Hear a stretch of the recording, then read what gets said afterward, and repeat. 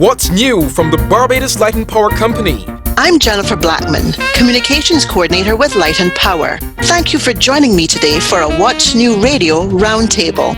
As the situation with COVID-19 continues to unfold, its impact has been felt across our business. More than at any other time, we are relying on technology powered by electricity to keep connected. Many of our teams have been working remotely to serve you, our customers, providing safe and reliable electricity to your homes and businesses. Today's roundtable brings together a panel of guests representing many of our teams who are focused on business continuity, information, operations, and customer service delivery. I'll ask each of you to introduce yourselves in a moment, but first, thank you for your time and welcome to What's New Radio for our May edition of the program.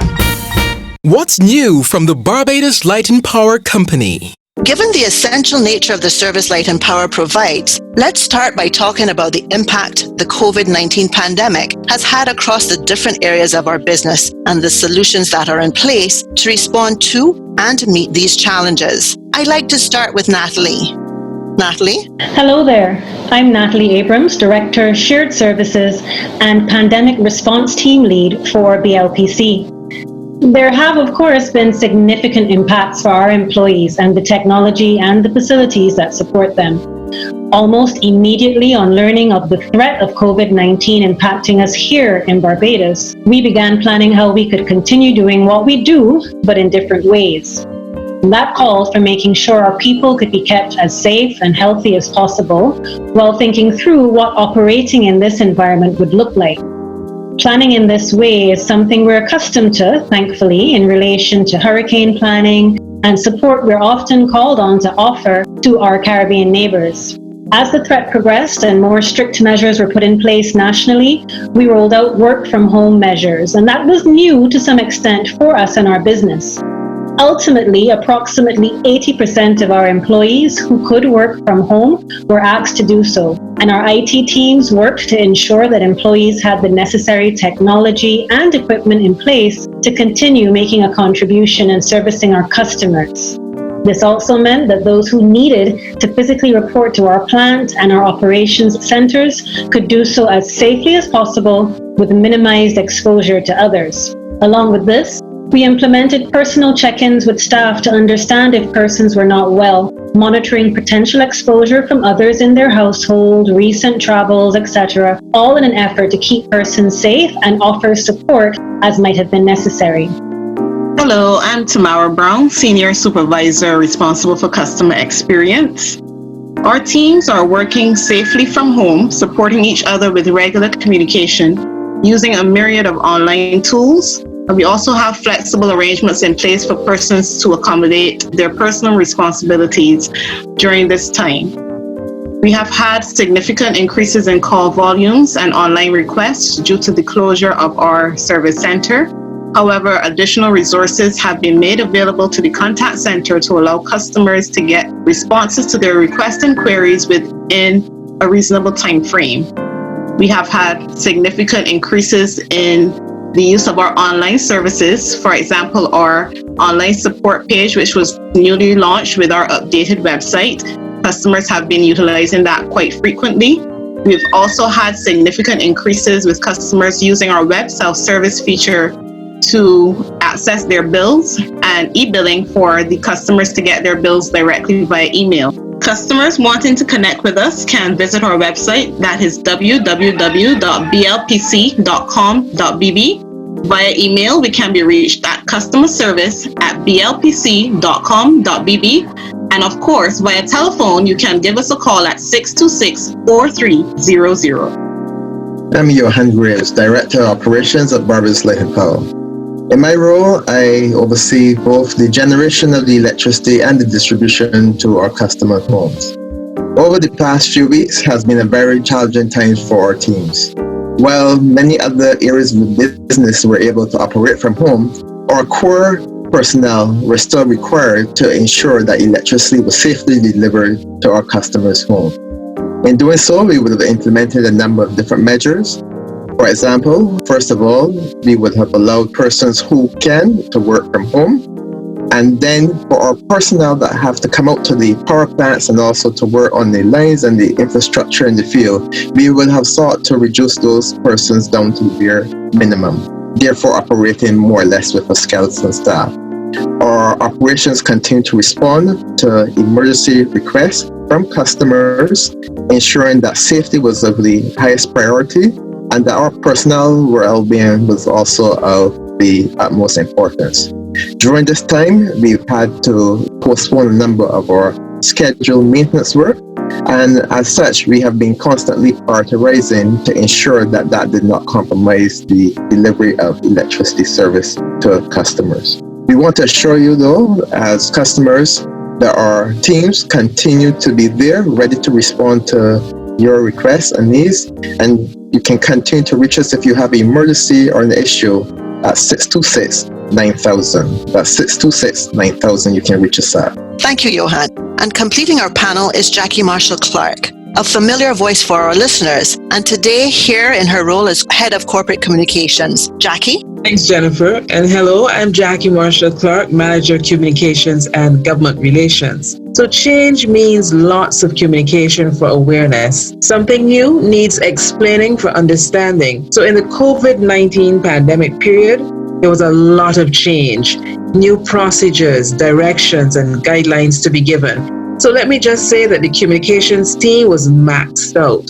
So thanks to Jennifer, thanks to Nicole and Akeem for all the hard work. So we had to listen to all the health advisories and communicate. We had to get the new guidelines and the procedures from Natalie and her team and communicate. We had to understand social distancing and how the customers should operate and work with the customer care team and communicate. We had to work with the HSE team and communicate about health and well-being and hygiene. If the office is not going to open, customers will depend on us to say what the options are. We had to figure that all out and communicate. Then, along with all those business instructions, we had to be understanding, we had to be caring, and we had to become passionate. And people had to say that in everything that we said. So the task of corporate communications is a big one. Working from home is really not new for my team. Working from home every day is new. Not interacting with anybody in the office and using the technology for everything, like recording this radio program, all that was new. So how did I reach my people? In many ways, and I hope that they really did hear from us. What's new from the Barbados Light and Power Company? You're listening to What's New Radio from the Barbados Light and Power Company with me, Jennifer Blattman. You can connect with us online at our website, blpc.com.bb, our Facebook or Instagram pages, BLPC Online, or use Twitter at tweetblpc. If you have a customer query, you can call 626-4300 or for emergency assistance, 626-9000. This is our May Round Table. If you've just joined us, we've been talking about the impact of COVID-19 on our business. The challenge has provided opportunities for leadership in the renewable energy sector and in technological innovative solutions, along with inspiring stories from our staff and customers. Let's share and discuss some of those stories now. I'd also like to hear from Johan and Natalie about future planning at Light and Power as we adjust to new ways of working. And Tamara and Jackie, what feedback are you getting from our customers? Hi, Jennifer. From our customers, a number of them are experiencing significant personal challenges, especially with loss of employment or reduction of income. And we have been really working with them to find suitable payment solutions while trying to maintain their bills at a certain level that it doesn't become too unmanageable. This one's going to make Tamara smile, but I really want to share it. So this is about our drop box at the Garrison. We've been telling people that if they need to pay, they could pay through our Garrison drop box by check. So we had a lot of discussion on this facility. Would it work? Since it meant that people had to come to the office daily to manage it. And we had a lot of internal discussion on that drop box. But now I am so happy to say, and I so much appreciate the feedback from customers. We've been hearing that they love the drop box. it is most appreciated. So when you talk about looking back at good news stories, that for me was my good news story. So Natalie and Johan, how does the future look for Light and Power as we adjust? Because people talk about the new normal. From your perspectives, what does that look like for us? We learned that we can work remotely quite effectively, coming from a culture where we actually thrive on in-person interaction. And this does not replace the undoubted value of in-person interaction, but it has certainly underscored how we can use available technology to stay in touch through video and voice calls and meetings. But I do think the future is more than a BLPC conversation, and I dare say it's a national one. This is an opportunity for us to rethink how we operate going forward, offering our people the flexibility to manage increasing personal demands with their professional responsibilities, the desire for possibly more staggered work schedules, encouraging us to brainstorm more current ways of reaching out to our employees and our customers, and even an opportunity to rethink how we are organized in our offices and in our field work to ensure that we can provide employees with safe, but not necessarily sterile or overly cold places to work. We have an opportunity also to rethink how we do what we do to improve our efficiency and effectiveness. Yes, and in addition to all of that, I think going forward, we are going to see a lot more information being used remotely. Basically, we are going to see a lot more automation and a lot more of online data and data crunching and data mining online. Before, over the last few weeks, work that persons had to come into the office and had to sit down with papers to do was done remotely without ever setting up foot into the office. So I think going forward, we are going to see a redesign in terms of the amount of persons that we necessarily need to have in offices. We're going to see the use of technology in terms of dispatching work. So dispatching remotely, no longer would you need to come to a physical site to receive a work package for the day, be sent to you, and you'll be on your way directly from your home. Even on our generation and distribution system, we've already started seeing the use of the AMI meters and that sort of thing, and that has served us very well during this period of time, because from the office or from the comfort of our own homes, we could interact and determine when a customer was having an issue with their meters, help assess their energy demand, that sort of thing, and get real-time information that they could have received their bills despite not having been able to send a meter reader out into the field. So we're starting to see the benefits of a lot of the technology that we have been deploying over the last few years, and we've definitely seen the benefits of it, and all it tells us then that we're going on the right direction, and as we continue this way, then we'll be in good stead for the future. Thank you both, Natalie and Johan, for showing that the future, the new normal, is actually an exciting place. And we also acknowledge that navigating the waters to get there might be a little disconcerting, but there is light at the end of the tunnel. So, Jackie, we're usually really active at this time. We do lots with schools, we do lots with kite flying. We start thinking about tips for hurricane season in terms of community engagement. How are we reaching our customers in the social, the softer ways to support culture and the different things that make Barbados what it is? Jennifer, I want to assure you that we're still very active.